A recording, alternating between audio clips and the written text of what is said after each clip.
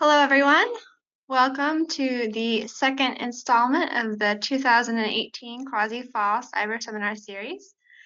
Just before we dive into the actual content, an overview of some housekeeping issues. Have a talk that's around 45-50 minutes, and then there'll be time for questions at the end. There should be a question part in your sidebar. So if you want to, once you get to that point, if you want to type them there, and I'll kind of moderate the questions at that point. I'm Catherine Schluff. I'm a postdoctoral researcher with CUAHSI and with Columbia University. Just to introduce myself so you know who's speaking. And you'll notice you're muted to reduce the feedback noise. If you have any issues during the presentation, feel free to chat with me or with the CUAHSI staff, and we'll try to resolve them for you during the presentation.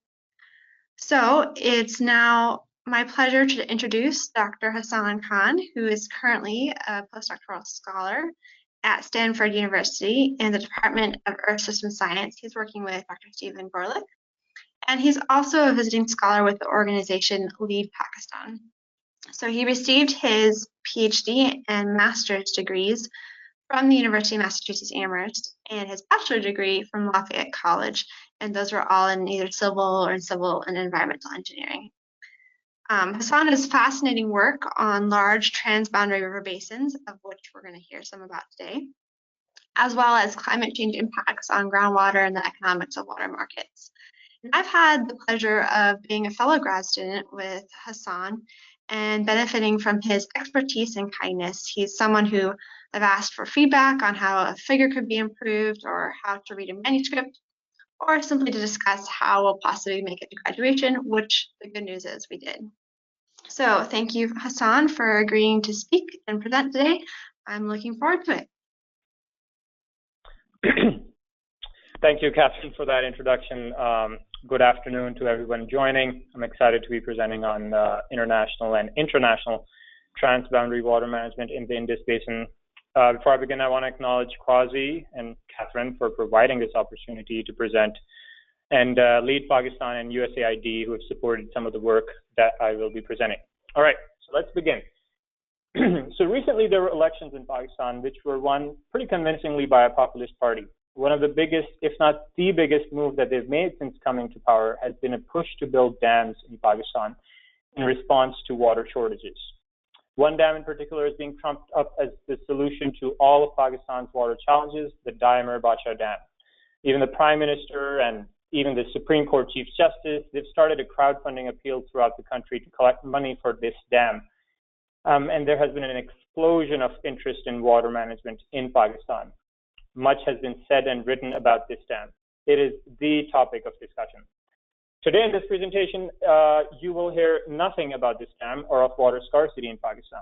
So the reason I tell you this blurb is to help you contextualize what we are going to talk about in terms of water management in Indus Basin in Pakistan. So transboundary water management in the Indus Basin in Pakistan really comprises of three major parts, each of which I'll be covering very quickly in today's presentation and in chronological order. We'll begin with the Indus Water Treaty between India and Pakistan. This is one of the most famous international water agreements. We will then talk about the Interprovincial Accord that allocates the water of the Indus Basin across provinces within Pakistan. And then the third story we'll talk about is water management on the Kabul River, which is a western tributary of the Indus and is shared by Pakistan and Afghanistan. So it's part one, Indus Water Treaty. Why the India-Pakistan water is so dangerous, fail to end deadlock, revocation of treaty can be taken as an act of war. India must refrain from water war, accusing India of violating Indus Water Treaty. Modi lays groundwork for water war, a dispute over water, a lifetime of war. So it's fair to say that the Indus Water Treaty over the past couple of years has garnered a lot of media attention, and primarily for the wrong reasons. And so in this brief presentation, what I want to do is really get into what this Indus Water Treaty entails, what are the major things that it talks about, and challenges that exist with regards to this treaty in current day. Before we can do that, we need to get a good grounding of the basin that we're talking about. So the Indus Basin in Pakistan, this is drained by the Indus River. The Indus River itself starts in the Himalayas and flows across the length of Pakistan and drains into the Arabian Sea. Now, a lot of the flow in the Indus River, because of its origin in the Himalayan range, glacier melt forms a big part of the flow. And the Indus Basin, as highlighted in orange in the large figure that you see, it is fed by the Indus River and its 5 tributaries, so the Kabul, Jhelum, Chenab, Ravi, and Sutlej. And there's a reason that these river names are colored, and we'll get to that in a little bit. As you can see on this map, a big part of Pakistan, almost 70% of the country actually, is covered by the Indus Basin. 80% of all Pakistanis live in the basin. And the climate across this basin varies from semi-arid to arid. At the same time, though, this region is one of the largest food producers in the world, and that is thanks largely to the Indus Basin irrigation system. So I don't know if you were logged into last week's presentation by Scott Steinschneider regarding California water management, but he made a comment where he mentioned that the California system was a large and complex water system. Well, in comparison, the Indus Basin makes it look a little tiny.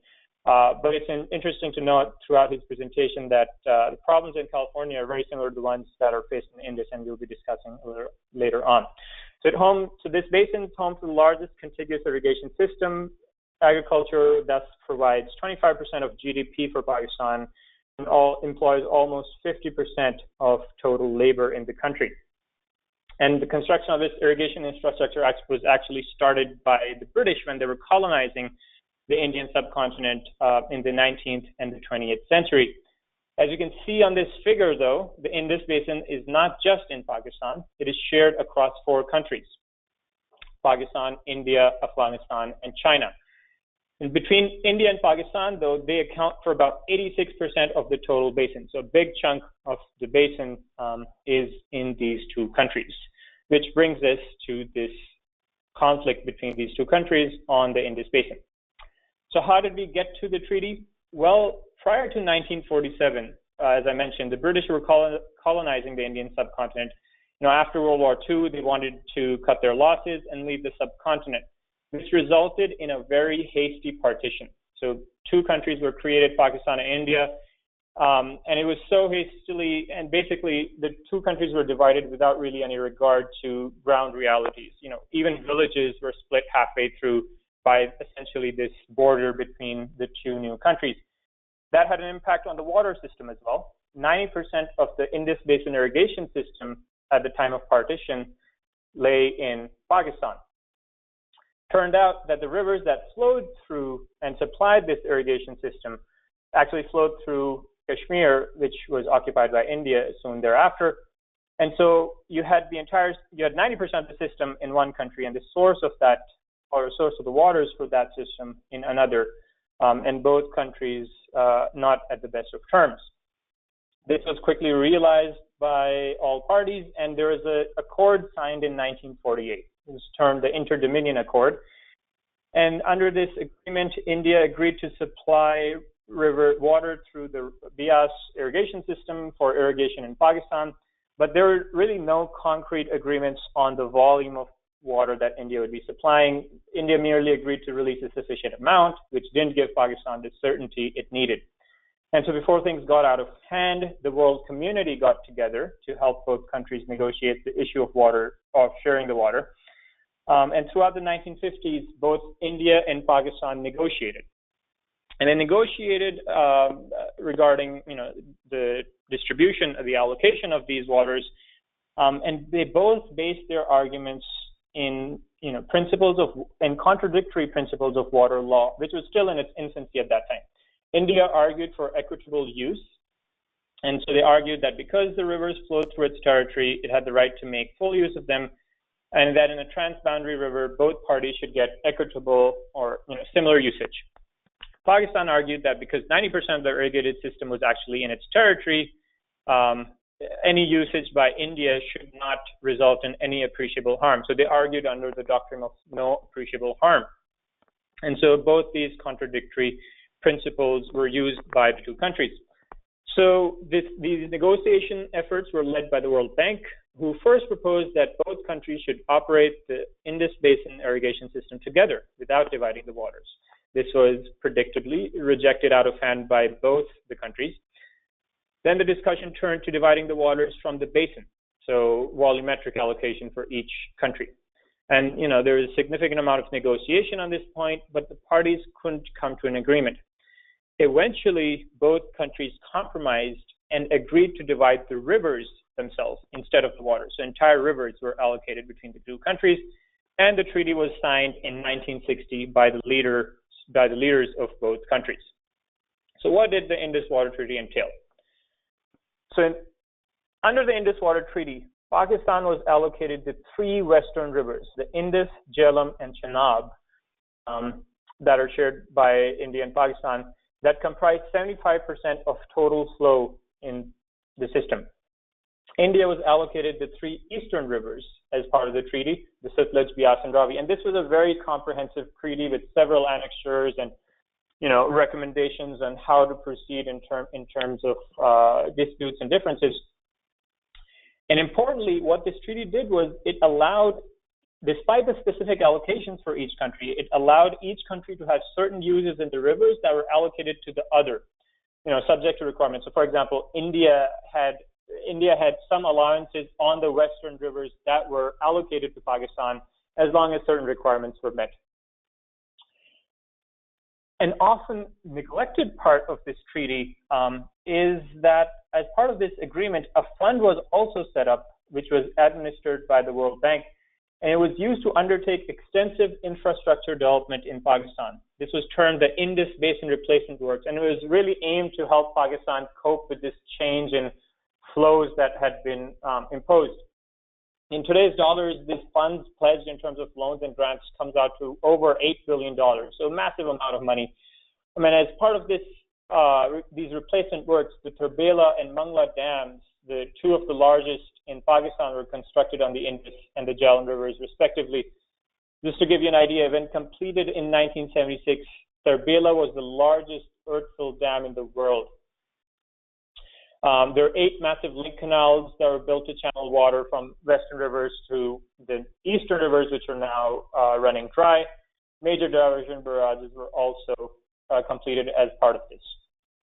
This is what the system in today looks like, just to give you an idea of the size and complexity. So the Indus Water Treaty has some unique features which makes it stand out as an internationally important agreement. First of all, as I mentioned, rather than divide waters by volume, it divides entire rivers. So that's a unique part of the treaty. In addition, it's the only international treaty that's co-signed by a third party, that third party being the World Bank in this case, which acted as a guarantor for both countries to get together and agree to resolve this difference. A third unique feature of this treaty is the varying process for settlement of issues which may arise between the two countries. And so basically there is a sequential level, there's a sequence in which basically disputes or differences between the countries are resolved. So if there's an issue that can't be resolved, it's first referred to the commission in which there is one member each from India and Pakistan. If the commission cannot resolve the issue, it becomes a difference that has to be resolved by a neutral expert that is appointed by the World Bank. And if even the neutral expert can resolve the difference, then that difference is upgraded to a dispute that is referred to a court of arbitration. And this then has a complex process. There's a complex process for deciding who gets to be on the court of arbitration. India and Pakistan both nominate a couple of people, but then there's a very complex process for deciding who the rest of the people on the court of arbitration would be.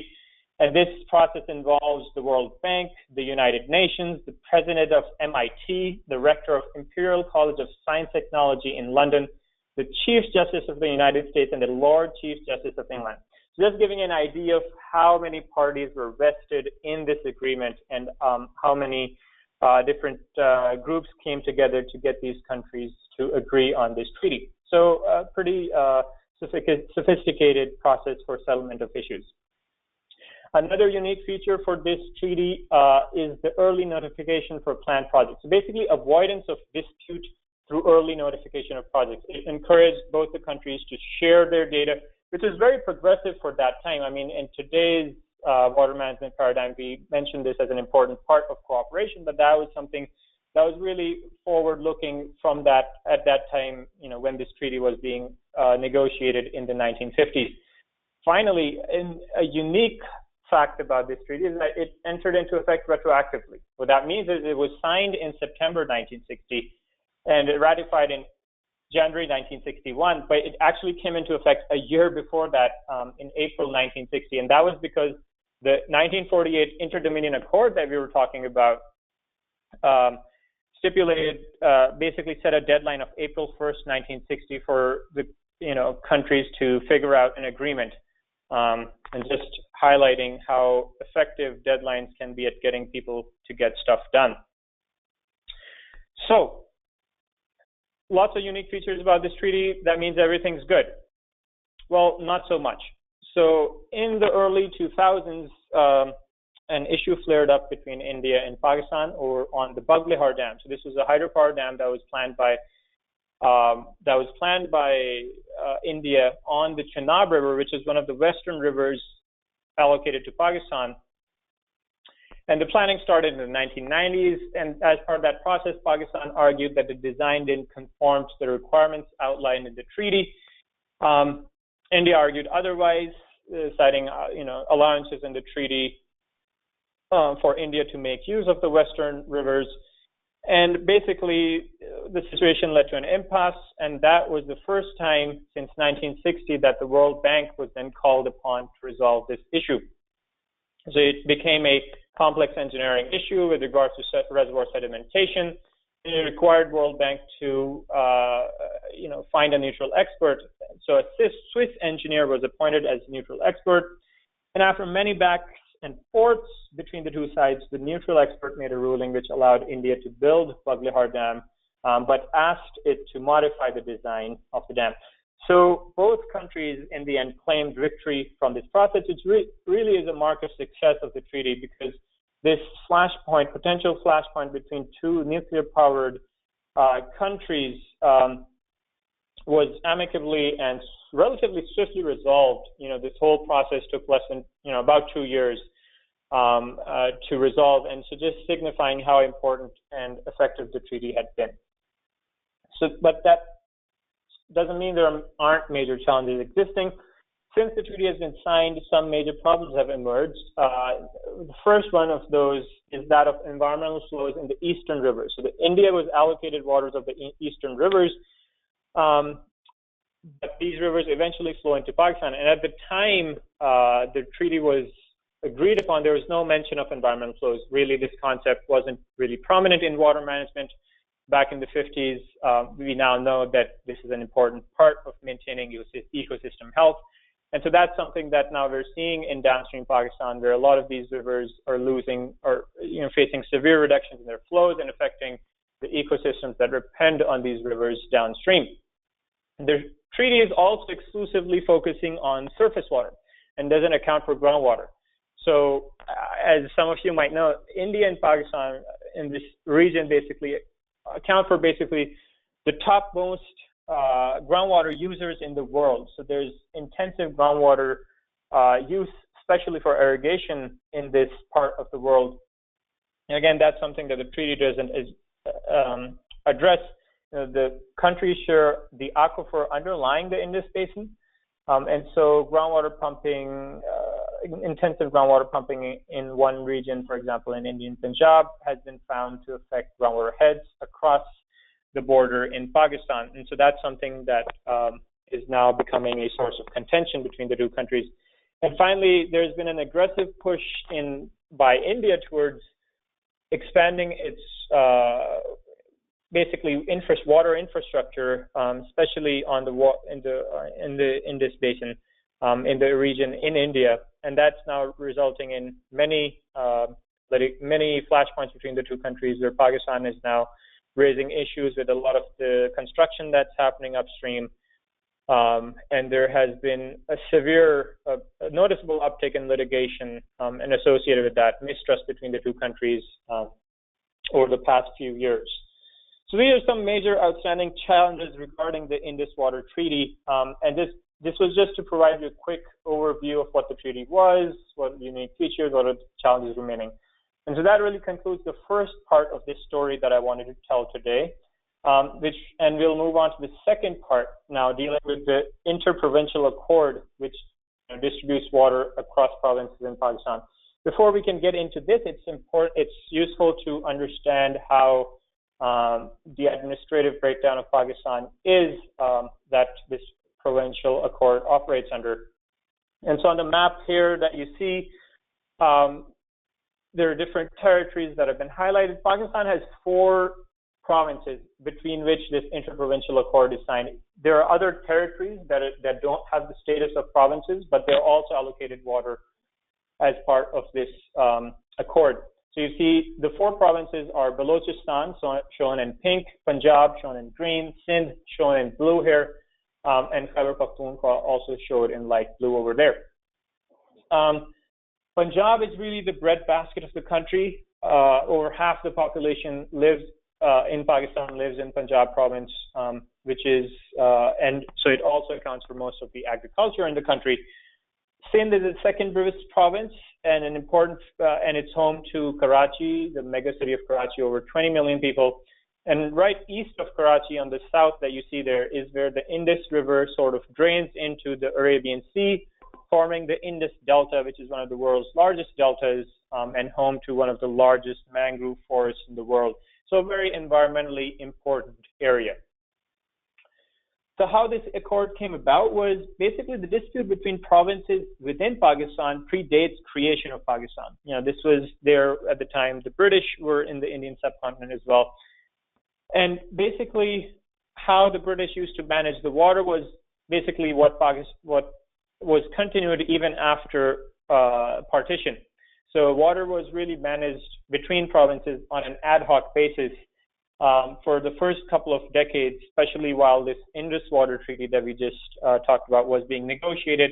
And really post-Indus Water Treaty and the completion of the IRBW is basically when things came to a head.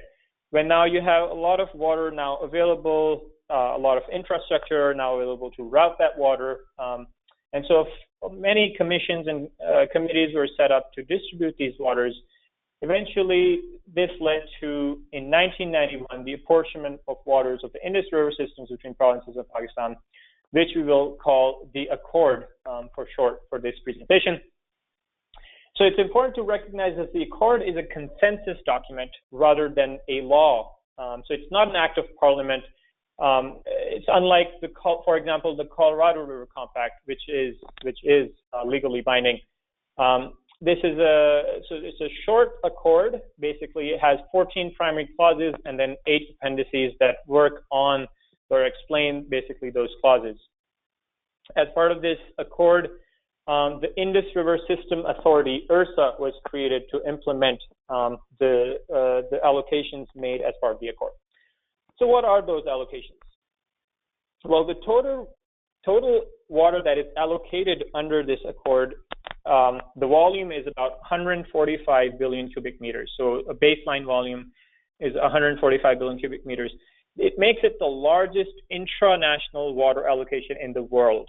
That means it's basically the biggest allocation of water within a country anywhere in the world. Just to give you a comparison, the next biggest ones are basically the Krishna and the Yellow River Basins in India and China, respectively. And they both allocate around 58 billion cubic meters, less than half of that.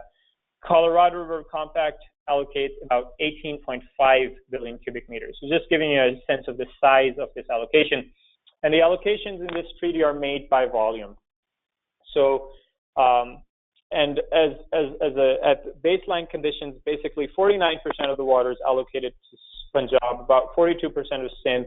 So between these two provinces, over 90%, they account for 90% of total surface water allocations in this accord.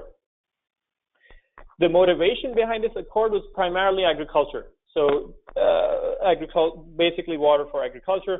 There's nothing explicitly mentioned for large urban centers in this accord, which has become problematic in recent times because over the past couple of decades, there's been an exponential increase in urban population in Pakistan, and now we are facing urban water challenges in these cities. And right from the get-go, there's been discord regarding the status of this accord. So Punjab province, so one of the clauses of the accord says, it reads, the need for storages wherever feasible on the Indus and other rivers was admitted and recognized by the participants for planned future agricultural development. The province says that this accord cannot really be implemented fully until there is more storage that has been added to the system. Other provinces argue back, saying this clause doesn't really add any caveat to the apportionment, and the accord stands as it is. And so right from the get-go, there has been this disagreement between provinces, which is important when we start thinking about this concept of environmental flows that keeps on rearing its head. So the accord itself makes no explicit mention of a specific environmental flow for the downstream, basically the Indus Delta that is in Sindh. And this issue of environmental flows is closely tied in with the debate on dams. As part of this agreement, as part of the negotiations for this accord, Sindh proposed a certain volume of 12 billion cubic meters as environmental flow. But this number was not really agreed upon as in the accord, and this issue was deferred to later studies, which were actually carried out. And in 2005, an international panel of experts was constituted, and they reported that a minimum continuous discharge of 4.4 billion cubic meters and a 5-year period of 31 billion cubic meters should be released to the Arabian Sea. This was neither formally accepted or refuted by Sindh and remains a bone of contention with regards to discussion of any storage in the basin. This figure here just shows how basically it shows the flows to the Indus Delta over time, basically since 1977 post Terbela completion. And you can see up until 2000, basically the requirements that were outlined were often, the required environmental flow was being released to the Arabian Sea. In the last few years, this has, as the system and the water use within the system has grown more intense, these flows are now facing decline, and that remains a point of contention. So that's not the bad part, though. Where it gets really messy is how the accord deals with variability. Well, to start with, it deals with variability in more than one way, and these approaches are contradictory. So, as I mentioned, under the baseline conditions, Clause 2 of the accord, assigns a certain proportion of flow to each province. So you have Punjab about 49% of the flow, and Sindh 42% or so, with the Khyber Pakhtunkhwa and Balochistan making up the rest of the flows. Clause 4 of the accord then provides guidance on how the balanced water supplies would be distributed between the 4 provinces. This basically means, first of all, the accord doesn't explain what balance means. Is it surplus or shortages? It doesn't say anything about that, but it's often interpreted as meaning, volume of water that is in excess of 145 billion cubic meters. Now, at the same time, there's another clause in the accord which says that clause 14b, it states that the system-wide actual average uses for 1977 to 1982 would form a guideline for developing a future regulation pattern. So now this is argued by Punjab to say that, well, these are the actual proportions that should be allocated when there are shortages. And in this situation, as you can see, Punjab stands to gain the most. This is a view that is disagreed by the different provinces, and so there's this accord is open to various interpretations, which leads to a lot of problems down the road. It also has a use it or lose it approach. Basically, what that means is that the accord says that any water that is not used by a province, a downstream province can use that water. What that means is that it's used by Punjab to argue against any water trading scheme. So basically, it doesn't allow a province to sell its share of allocation if it's not able to use that water for whatever reason. It's not able to sell that water. So that inhibits really efficient usage of the resources there. But if you thought that was bad, let's talk about the operating rules, which add another layer of confusion. So the operating rules that are used by URSA, which is the organization that implements this accord, really has this three-tier formula. In the interest of time, I'm not going to get into how this three-tier formula works. But what that essentially does is it sort of mixes and matches its use of the different proportions that are outlined in the accord, and is not very well documented. So it's really hard to understand what and how they make their decisions. But this figure here shows basically for Punjab province what their allocated volume would be if, based on the different interpretations. And you can see the dotted lines and the solid lines deviating. And so these would be different allocations based on, depending on what interpretation you have of the accord. And again, this is a point of contention in water management within Pakistan. Finally, the accord doesn't really say anything about monitoring the uses by the provinces and how it's shared between provinces.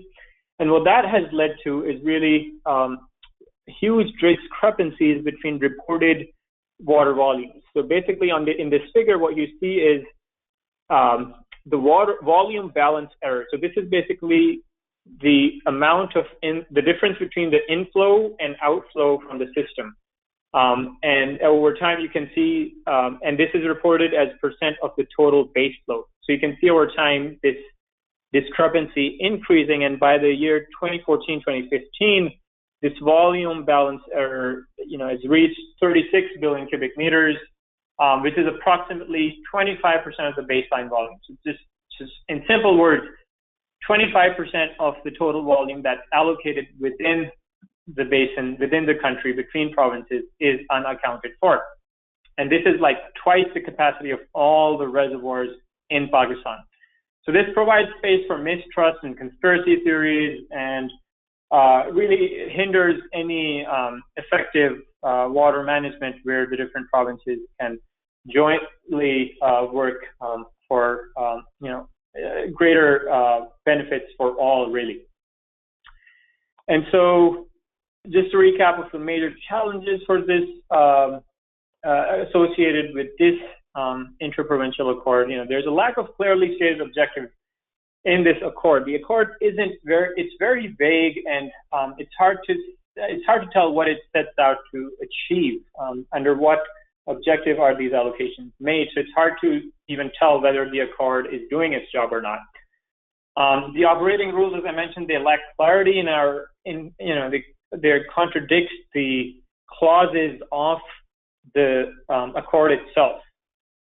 So the accord doesn't mention any operating rules. These came later, but what was decided later actually is contradictory to what the clause actually contains. And so this makes it open to different interpretations. And then finally, this presence of large volume of unaccounted water. And so where do you start with this? Well, starting with this it's hard to revise this accord. It's hard to understate the differences between the provinces. In current day situation, it's really not realistic to assume that this accord will be revised anytime soon. But what can be done is working within it. And so part of that means improving water accounting across the provinces, making the data publicly accessible, making the data reliable, and improving really the operating rules and documenting them for basically sufficient, documenting them sufficiently so that all parties are on board. So that was a quick review of the second part of transboundary water management in the Indus Basin and the major challenges associated with that. Finally, we're going to move to the third part of today's presentation on transboundary water management in the Indus Basin. And so I want you to think back to the headlines that I showed you earlier, where between India and Pakistan. So those were the headlines when there exists a very comprehensive and very well-developed treaty between two countries. Imagine the headlines 10 years from now for the transboundary waters on Pakistan's western border, the Kabul River Basin, where there is no existing agreement. And so, and couple that with the huge interest in significant water resources development in Pakistan, in Afghanistan, you have the makings of another source of tension between countries. This can also be viewed as a great opportunity to develop the basin jointly based on best water management practices and science-based policies. And so in this last part, I just want to quickly go through some of the work that we've been doing on Kabul River Basin, looking at it from a point of view of most effective utilization of basin resources, basically joint development of the basin between the two countries rather than a conflicting approach. Before we get into that work, just to give you an outline, an overview of the Kabul River Basin. So as you can see, the Kabul River Basin is in the northwestern part of the Indus Basin. So the Kabul River is a tributary to the Indus River. And the river basin is home to over 20 million people and shared between Afghanistan and Pakistan. A major tributary to the Kabul River is the Kunar River, which accounts for about 75% of the annual flow. And there's a unique aspect to this river where it actually originates in Pakistan, crosses the country boundary into Afghanistan, where it then meets up with other tributaries and eventually forms the Kabul River, which then eventually comes back into Pakistan. So at the same time, both countries are upstream and downstream neighbor, and which makes for a very interesting situation when looking at joint basin development. So the work that I want to present, I realize that I want to have enough time for question and answers. So I'm not going to get too much into the methodology.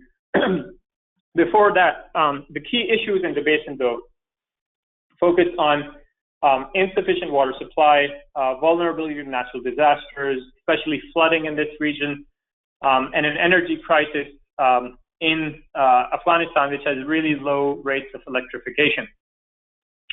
So it's in this context that we're now discussing basin development, and you can see why there is a lot of interest from Afghanistan to develop their water resources.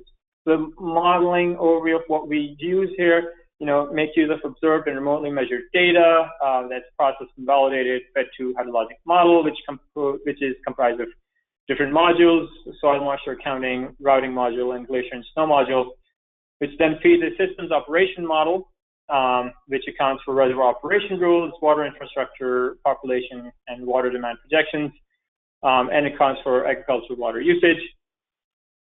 And basically, this systems model is then run, and performance metrics with regards to hydropower generation, safe yield, and so on are then evaluated across the system. So what we want to basically see with this effort is how do different scenarios play out in the future, and how they affect each of the different countries as this river basin may be developed. So here's a variety of the data sets and sources. I'm going to quickly run through this so that we can maybe spend a little bit more time on discussing the results. The hydrologic model used here, as I mentioned, different composed of different modules. This work was, this hydrologic model was developed by Wee et al., Ethan Yang, Scott Steinschneider, Khalil, and Brown. This work was published in Hess. And so we use this hydrologic model to feed our systems model here that's represented Basically, all this represents a future setting of a potential future setting in the Kabul River Basin. All the dams that you see on this systems map don't actually currently exist, except for Warsak Dam, which is in Pakistan. All the rest of them actually don't exist, but these are planned infrastructure by both countries. And so you can see that this would have,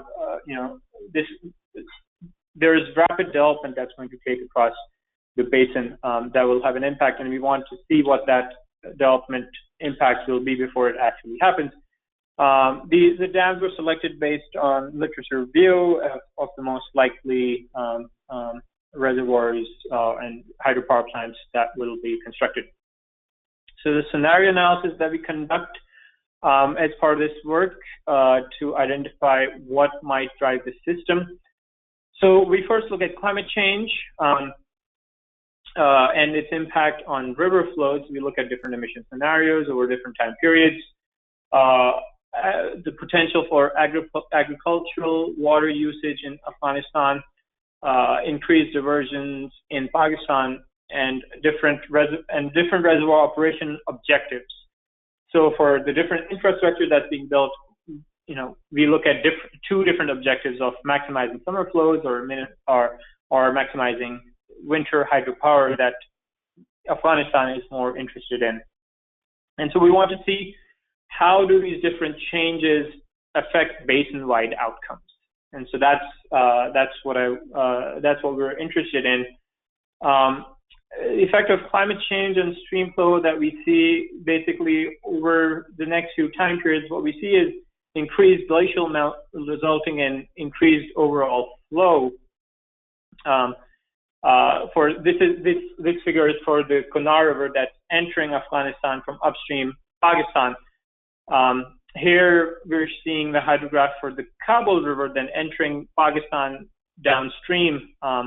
And again, we see for the different climate scenarios, increased total flows and a shifting really of the peak flows to occur earlier in the season. That's consistent with other studies for this region.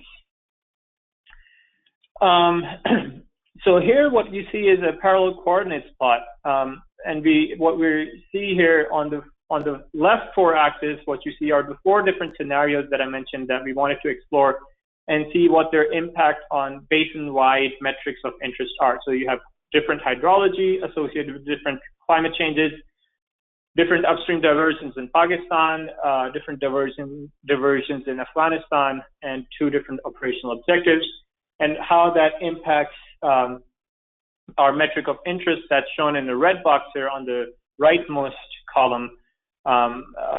This is winter power in Afghanistan. And so these are results from all the different runs that are made under different scenarios. But once you only focus on the outcomes where the objective of the reservoir operations is to maximize winter power, you see basically the impact, the huge impact it has on winter power. And similarly, when you change the objective, that has a very, very strong adverse impact on this metric of interest that we're looking at. And so just giving you an idea of how dominant and how sensitive the system is to basically changes in operational objectives of reservoirs. Just for a point of comparison, we do this. I'll show you the same results when we look at different hydrologies. So this is what the metric of interest would look like under current hydrologic conditions. Under the most extreme hydrologic conditions, I don't know if you see, but this is current. This is under the most extreme scenario. So I know if here, let me go back and make sure that we get to see that. So basically, this is winter power under current hydrology, and it changes. Basically, it has a relatively smaller impact compared to the operational objectives when we see that. So this is giving an idea of how sensitive the system is to these different different factors.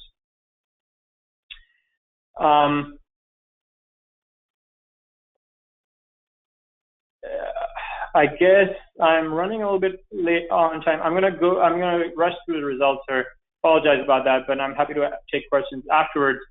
But major challenges that we see as part of this work: first, the impact of climate change on flows, changing the timing and the magnitude of the flows.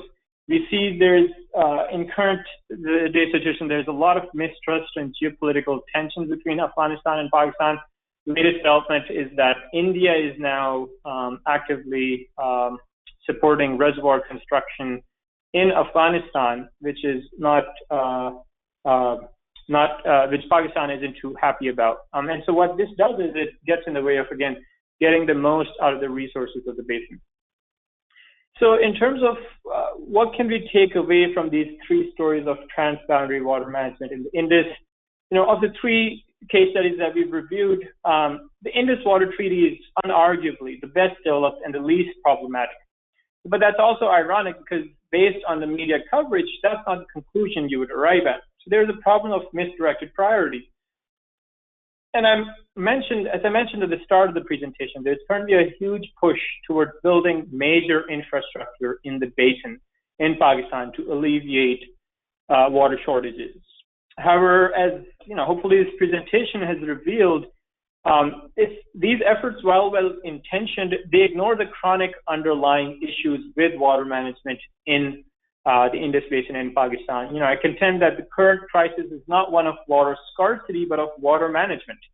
And it's important not to get stuck in the trap of where climate change is such an important factor that we sort of put all our problems and put all of that on climate change, where oftentimes it provides an excuse for poor water management.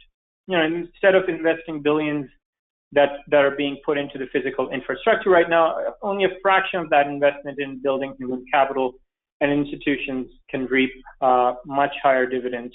So a good place to start, but a good place to start before all of that would be to agree on the facts of the flows basically across the Indus Basin and making the system more transparent.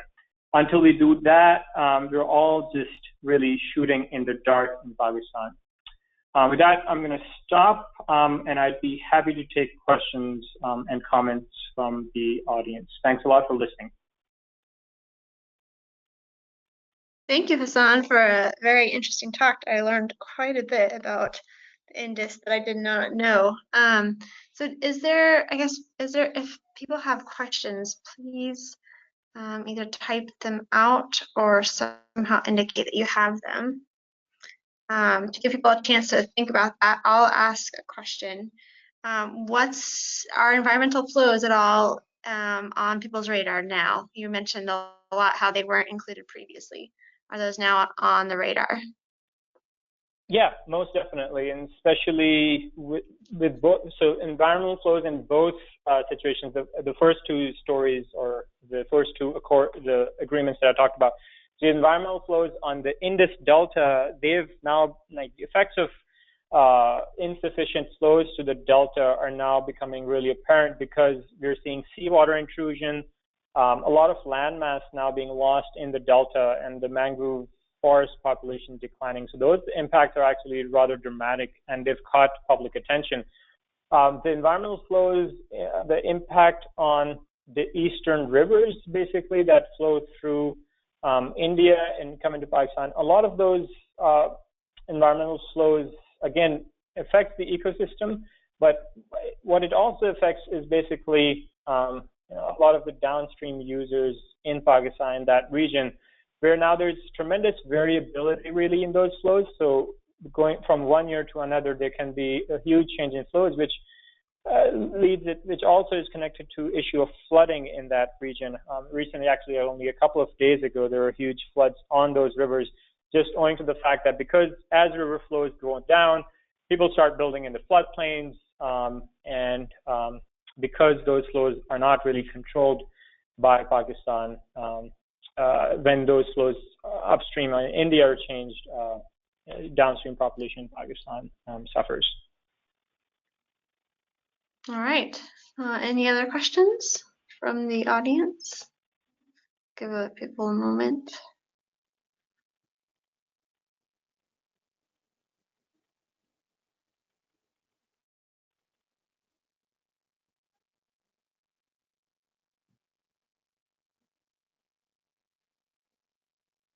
All right, well, I'll ask another one while we're waiting. So my other question was just really, I was really fascinated by the difference between the treaty and the accord, and you know, why one seems to at least be a little better than the other.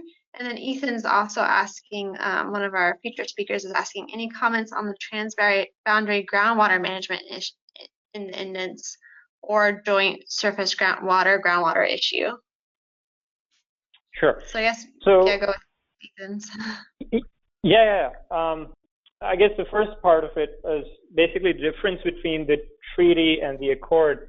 And really, you know, a lot of it comes down to public perception in this case and public pressures, where the treaty was, when the Indus Water Treaty was drawn, or it was written up and drawn up, it was really written pretty meticulously and had a lot of different parties involved, invested, in really establishing a strong agreement between two countries. And so you see that reflected in that treaty.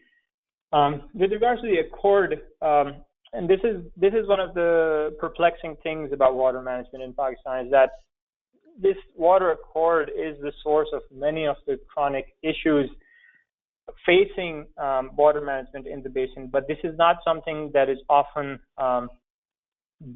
brought up as something, the urgency associated with this is often neglected because it's expedient for a lot of the policymakers and legislators to sort of, the easy way out is always to blame India and blame these problems that are actually associated with the accord, to blame them on the treaty. So if there's reduced flows into Sindh from Punjab, rather than addressing the accord, the easy way out for a lot of the water managers is to often just point fingers outside the country rather than tackle the issue. So that's often what happens when this, when there's basically the Indus Water Treaty, which is a lot more developed and still more robust than the accord, it gets a bad rep compared to the accord.